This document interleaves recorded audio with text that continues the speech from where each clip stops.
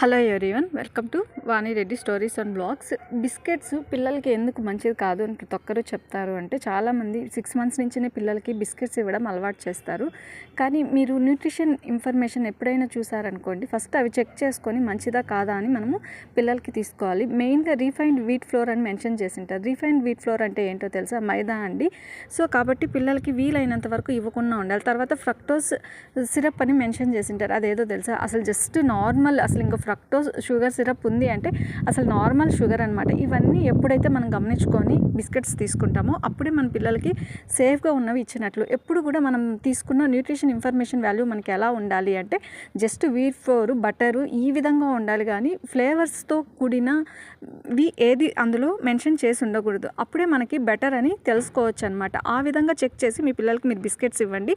లేదంటే బిస్కెట్స్ ఇవ్వడం మానేయాలి. అది మనకి తెలిసిన ఇన్ఫర్మేషన్ బట్టి మనం